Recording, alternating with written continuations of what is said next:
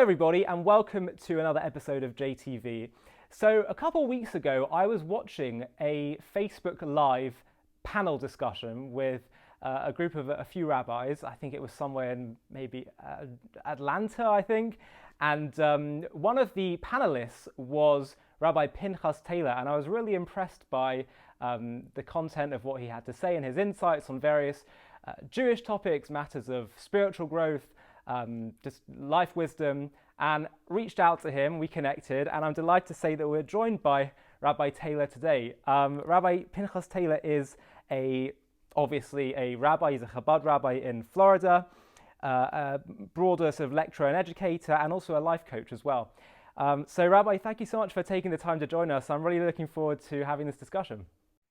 Thanks for having me, Ollie. So could you share with us some examples of how Hasidic or Chabad teachings, which again, as I say, is something I'm fairly new to, influence the ways in which you guide people in their own just development in life, and also perhaps ways in which you find it can really provide a lot of wisdom in helping enhance people's spiritual experiences. So let's say for people who are already practicing Jews, but they're feeling a little bit like they're just doing everything by rote, ways in which these Hasidic teachings might help enhance people's level of connection. Sure. So the way we feel towards something is directly influenced by the way that we think about it, the way we understand it. If I understand something, if I'm looking at something in a certain way, I will feel a direct result of the way that I'm thinking about it, the way that I understand it. If I understand it differently or look at it a different way, I might feel differently as well. And that really is the core of Chabad philosophy.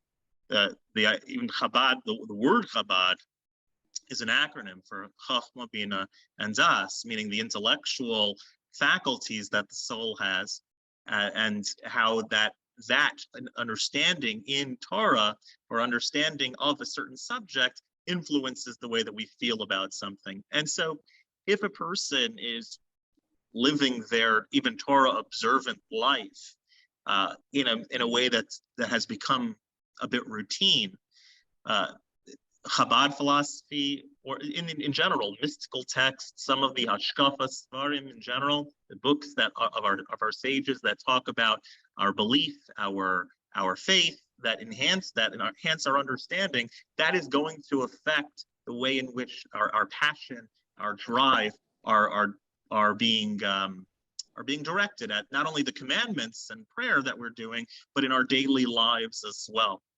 And so Torah tradition and Hasidic tradition only emphasizes that there are certain key areas that a person can and should focus on when trying to figure out their personalized mission. Every person has their own individual mission, the same way that no two people have the same fingerprints, no two people have the same specific mission that they were brought into the world for. We all have the same, as Jews, we all have the same collective mission. Our mission is to make this world into a place that reflects godliness, make this physical world, which was created to obscure godliness, make that place reveal godliness through our observance of the Torah and our consciousness in that direction. But each one of us have a specific way in which we implement that. We have specific talents and specific passions that are given to us as individuals that emphasize a certain area in that cosmic puzzle. And so that mentality that this our focus should be, and that I have an individualized mission, and that my understanding of this mission helps me to fulfill my personal mission, is tremendously impactful in a person's spiritual growth. And how does one identify what their mission is and what the key things they should focus on are? So there in my mind, I think there are about four things. Sometimes you could say five, but four certainly right off the bat. Number one, what are your personal talents? Everyone has talents, and talents we sometimes get confused, and we think about talents in a way that is different than the way that the Torah looks at talents. We look at talents as like something you could join a talent show for. So like people think, well, I'm not really talented at anything. I can't juggle, I can't sing, I can't do any of those things. But there are certain things, certain qualities that you have that might even be things that you yourself overlook because you just assume, well, everybody does that, or everyone can do that, and it's not necessarily the case. So things like having a good sense of humor, or things like being a good listener, which are talents that you have either through nature or nurture, however it came about. You have these talents, these abilities. That is a primary place of focus in the discovery of your personal mission. So number one is talents. Number two is your passions. So not only what are you good at, what gets you going? What's your drive? What greases your wheels? What is the thing that you wake up in the morning because this is your purpose? This is your enthusiasm is directed in towards this thing. And so with that, when you factor in your talents and your passions together, this will give you a good idea of where to begin your personalized life journey. Another bit of consideration, other elements, is what are your unique life experiences?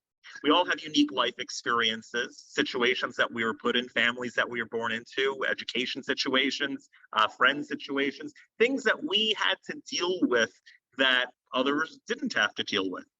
Those skills, those experiences made us who we are, and can be utilized in the direction in which we invest ourselves. So again, this is all part of a single package: the talents that we have, the passions that we have, coupled with our personal life experiences. And also the fourth element is where you find yourself right now. For one reason or another, one way or another, you are where you are now through a whole series of events. And you have people in your life, you have family, friends, a whole situation that you find yourself right now, what I like to call a circle of influence. And so based on wherever you're at, your circle of influence, utilize that place in your life also to catapult yourself into where you would like to be, where your talents and passions and prior life experiences drive you.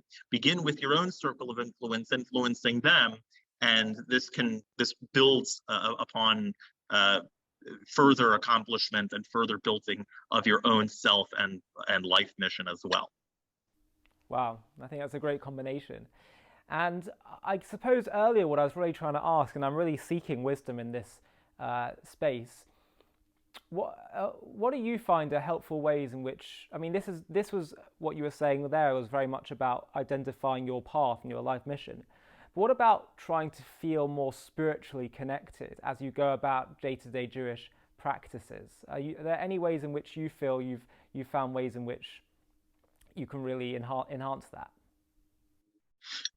From a very practical standpoint, using and I know the word might be cliche nowadays because everyone's talking about it, but it is very much a Hasidic concept, the concept of mindfulness.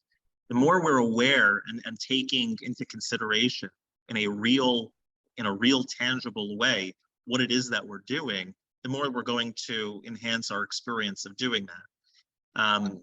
It's very easy with the distracting world that we live in to be distracted and have our mind in 10 other places when we're involved in a certain situation.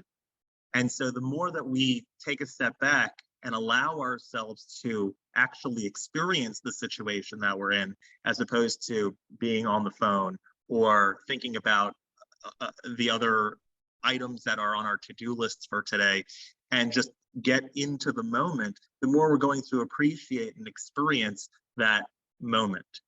And the more beautiful that moment becomes. And I'll tell you something that from my own personal life, that it was a small thing, but it made a huge difference in my own appreciation of my situation.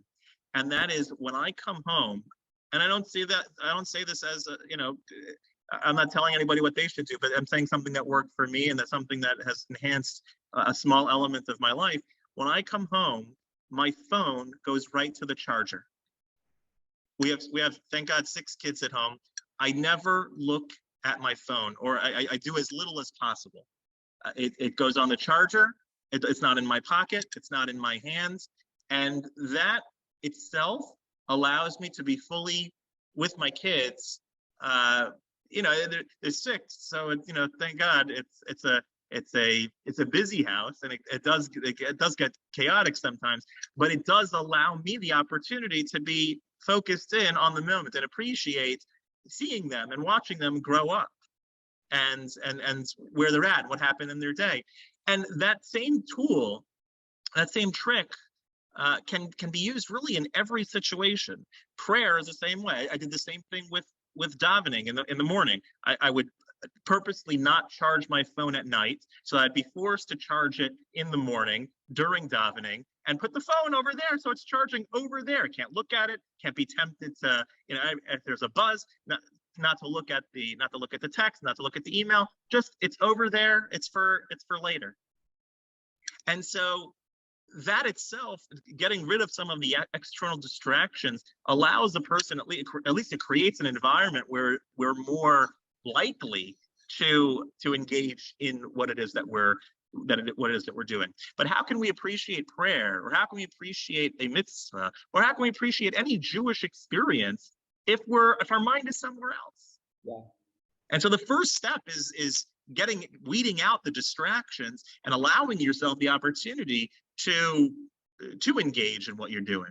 And the second step is, I think, to learn more about what it is that you're doing. The more understanding that we have about what's being accomplished. For example, if I'm shaking lulav in Esrog on Sukkot, what does that mean, spiritually speaking? And the Hasidic texts are packed with insight as to what's taking place. And so, even if you're not living in the spiritual world, and you're not the most Kabbalistic person on planet Earth, at least the actions that you're doing, you'll have a better recognition that it's significant, not just getting through the motions to finish davening so you can go to work. It allows the opportunity to treasure what it is that's going on, and allow it to mean something in your own life. Absolutely. And is it enough to know that this is just something that's meaningful to God, and it's what God's asked of you, and that is that enough to go on? I mean, it's enough to get the mitzvah, but it's difficult sometimes for us on our end. Listen, yeah. if we could live inspired and passionate in what we're doing, and the Torah and mitzvahs that we're studying and performing, by just having that, listen, that's great, wonderful. Yeah. Practically speaking, it doesn't always work like that.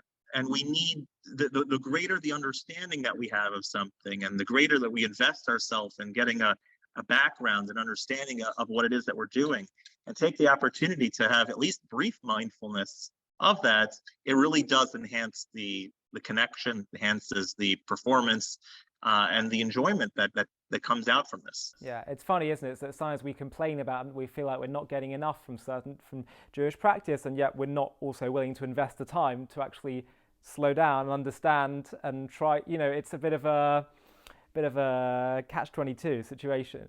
Right. It's like, stop blaming Judaism. It's not Judaism's fault. You got to put some effort in, man.